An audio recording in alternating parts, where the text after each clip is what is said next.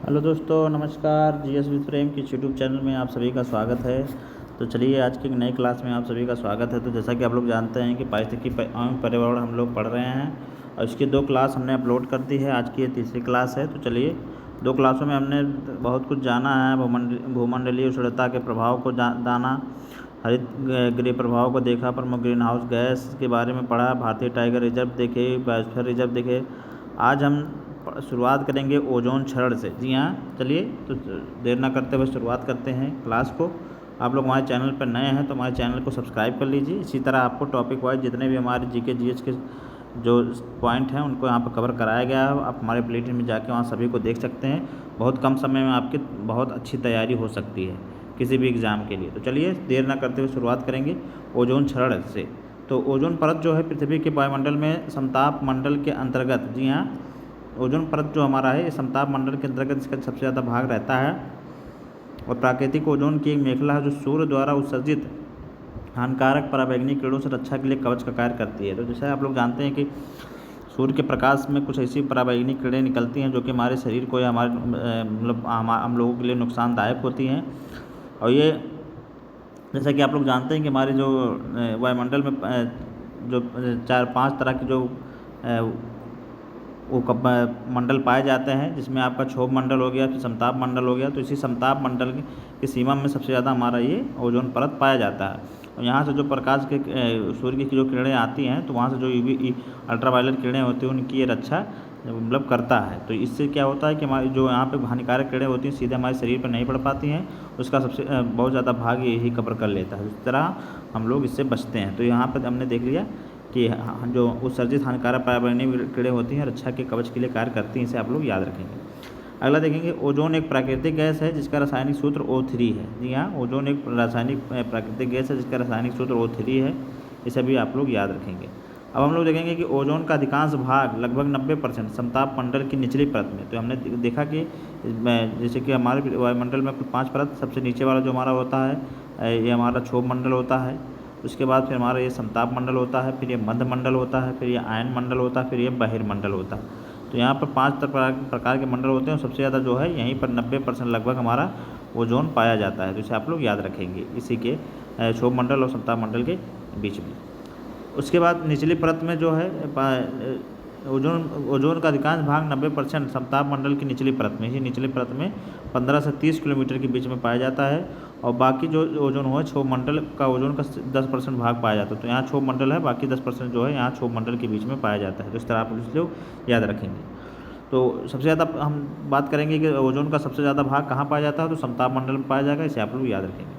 अब हम देखेंगे क्षोभ मंडल का ओजोन वायु को प्रदूषित करता है। जी हाँ, क्षोभ मंडल का जो ओजोन है वायु को प्रदूषित करता है, स्मॉग के निर्माण में मदद करता है, इसलिए क्षोभ मंडल का ओजोन हानिकारक माना जाता है।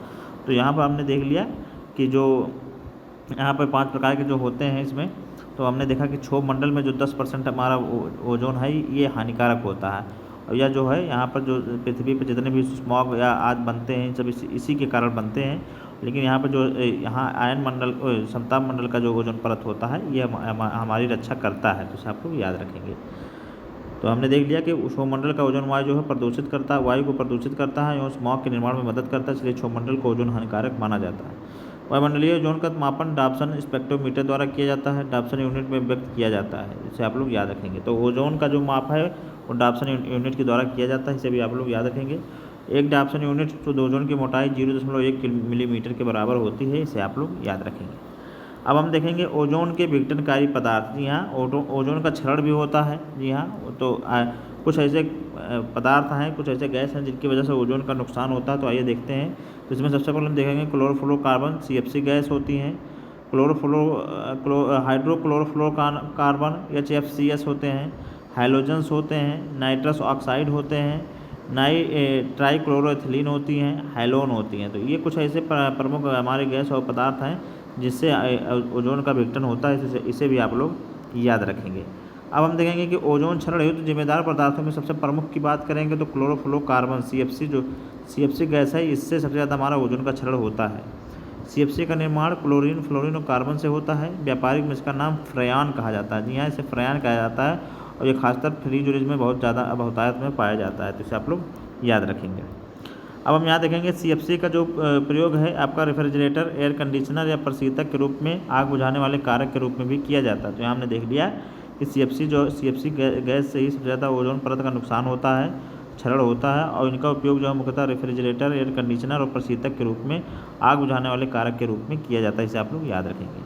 अब हम यहाँ देखेंगे कि ओजोन परत के संरक्षण और उनके उपाय के बारे में चर्चा करेंगे। तो सबसे पहले देखेंगे कि टोरंटो विश्वविद्यालय के वैज्ञानिक GW केंट मूर के नेतृत्व में अनुसंधानकर्ता ने वर्ष 2005 में तिब्बत पठार के ऊपर ओजोन हैलो का पता लगाया था। ओजोन परत के क्षरण हेतु मॉन्ट्रियल प्रोटोकॉल को 16 सितंबर 1987 को अपनाया गया, जो वर्ष 1989 में प्रभावी रूप से कार्य करने लगा था। 16 सितंबर अंतर्राष्ट्रीय ओजोन दिवस मनाया जाता है, और मॉन्ट्रियल प्रोटोकॉल जो है 1987 के तहत विकसित देशों को वर्ष 2000 तक CFC का उपयोग उत्पादन पूरी तरह प्रतिबंधित करने के लिए कहा गया है। तो यहाँ हमने देख लिया कि मॉन्ट्रियल प्रोटोकॉल जो है 1987 में बनाया गया था, और ओजोन परत के क्षरण को रोकने के लिए ही इसको किया गया था। इसमें यह प्रण लिया गया था कि 2000 तक CFC का उपयोग और उत्पादन पर पूर्णतः प्रतिबंध लगा दिया जाएगा, और इसी को प्लस में हम 16 सितंबर को ओजोन दिवस भी मनाना शुरू किए। तो इसे भी आप लोग याद करेंगे, और यह प्रभावी रूप 1989 से यह प्रभावी रूप से कार्य करने लगा था। अगला हम लोग देखेंगे कि रवांडा के किगाली में अक्टूबर 2016 में 197 देशों ने हाइड्रोक्लोरोकार्बन श्रेणी के ग्रीन हाउस गैसों को कम करने के लिए एक ऐतिहासिक समझौता किया था। तो यहाँ हमने देख लिया कि किगाली समझौता कब हुआ था, 2016 अक्टूबर 2016 में हुआ था, और यहाँ पर हमने भी HFC गैस को जो है कम करने के लिए ऐतिहासिक समझौता किया था, और इसमें वर्ष 2100 तक ग्लोबल वार्मिंग में 0.5 डिग्री सेल्सियस तक कमी करने का लक्ष्य रखा गया है, जो कि अभी दिख तो नहीं रहा है। जिस हिसाब से ग्लेशियर पिघल रहे हैं और उसमें तापमान जिस तरह से बढ़ रहा है, तो हमें नहीं लग रहा है कि 2100 तक आते तक ग्लोबल वार्मिंग में कोई कमी आएगी। लेकिन फिलहाल यहाँ पर लक्ष्य हमारे इस किगाली समझौता में 2016 के किगाली समझौता में रखा गया था, जिसे आप लोग याद रखेंगे। अब हम चलेंगे देखेंगे कि ओजोन परत क्षरण के प्रभाव देखेंगे। जी हाँ, अगर ओजोन परत का क्षरण होता है तो उसके क्या प्रभाव पड़ते हैं, इसके बारे में हम लोग देखेंगे। तो सूर्य की पराबैंगनी किरणों को समानतः 3 वर्गों में बांटा जाता है। सबसे पहले है अल्ट्रावायलेट A किरण, जो कि 315 से 400 nm तक, अल्ट्रावायलेट B किरण 280 से 315 nm तक, और UVC जो अल्ट्रावायलेट C किरण जो कि 100 से लेकर 280 nm तक होती हैं। अल्ट्रावायलेट B विकिरणों का प्रभाव देखेंगे तो इनसे हमारा अत्यंत घातक सनबर्न होता है। जी हाँ, अल्ट्रावायलेट जो B किरणें होती हैं 280 से 315 nm तक इनके वो होती है। इससे क्या होता है कि अत्यंत घातक सनबर्न होता है। जी हाँ, इससे जो हमारी त्वचा जलने लगती है, मोतियाबिंद भी इससे हो सकता है, त्वचा कैंसर होने की संभावना रहती है, जीन उत्परिवर्तन भी हो जाता है तथा आनुवंशिक दोष भी हो जाता है। तो देख सकते हैं कि मतलब अल्ट्रावायलेट किरणें कितनी घातक है हमारे लिए। तो आप जान सकते हैं कि ओजोन हमारा किस तरह से सुरक्षा हमारे शरीर की कर रहा है। तो इसीलिए हमको मतलब जितने भी हमारे CFC गैस हैं उन सबको ख़त्म करने की हमारी खुद की कल्पना होनी चाहिए। अगला हम लोग देखेंगे ओजोन परत के उच्च आवृत्ति के पराबैंगनी प्रकाश 93 से 99% मात्रा अवशोषित कर लेती है, जो पृथ्वी पर जीवन के लिए हानिकारक है। तो हमने देख लिया कि ओजोन परत जो है सूर्य के उच्च आवृत्ति के पराबैंगनी प्रकाश की 93 से 99% मात्रा अवशोषित कर लेती है, जो हमारे पृथ्वी के जीवन के लिए हानिकारक है। तो हमने देख लिया कि ओजोन परत जो है सूर्य का जितना हानिकारक जो प्रकाश होता है या उसका लगभग 90 से 99% तक मात्रा जो है अवशोषित कर लेता है। जिससे हम लोग आसानी से यहाँ पर चल सकते हैं, धूप में जा सकते हैं, कहीं भी आ जा सकते हैं, मतलब हमको कोई प्रभाव हमारे शरीर पर नहीं पड़ता है। तो ये किसकी देन है, हमारी ओजोन परत की देन है। इसे भी आप लोग याद रखेंगे। तो ओजोन का कितना महत्व है इसे आप समझ सकते हैं। अब हम चलेंगे देखेंगे पर्यावरण और उसके सतत विकास के बारे में देखेंगे। जी हाँ, पर्यावरण और उसके सतत विकास की बात करेंगे।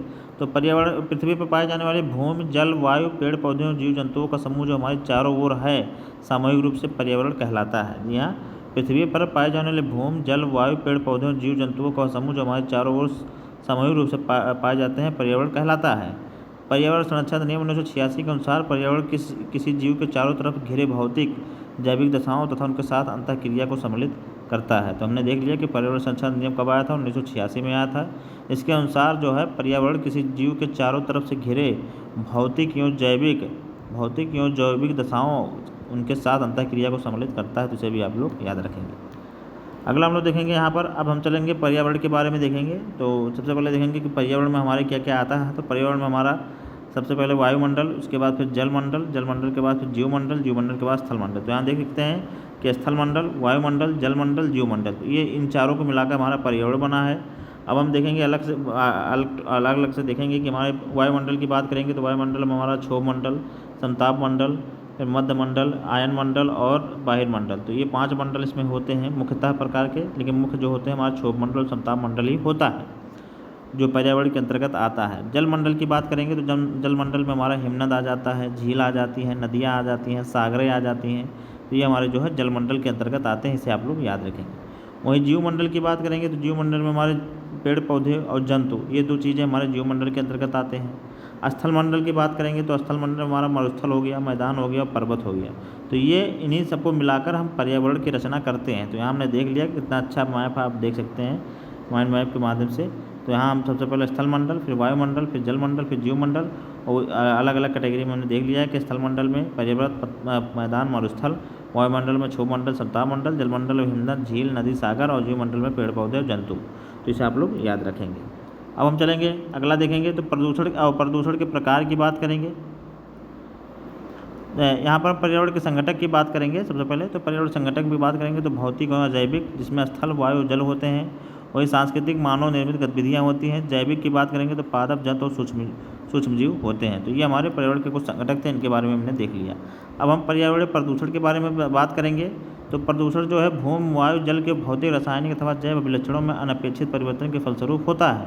वह पदार्थ जिनसे प्रदूषण फैलता है प्रदूषक कहलाते हैं।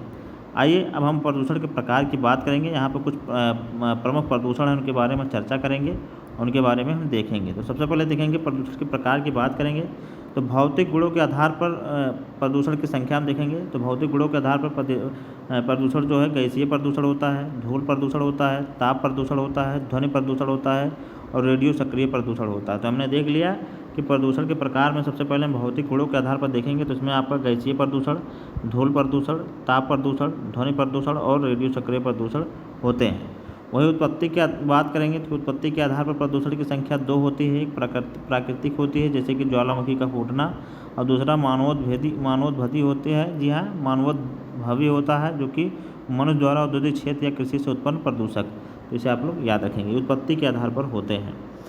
तीसरा हम लोग देखेंगे पारिस्थितिकी तंत्र के आधार पर प्रदूषक की बात करेंगे। तो इसमें जैव निम्नकरणीय होती हैं, जिसमें घर का कूड़ा, पशुओं के मलमूत्र और सीवेज आदि होते हैं। वही जैव निम्नकरणीय रहित की बात करेंगे तो इसमें प्लास्टिक, DDT, बेंजीन और हेक्साक्लोराइड होते हैं, इसे आप लोग याद रखेंगे।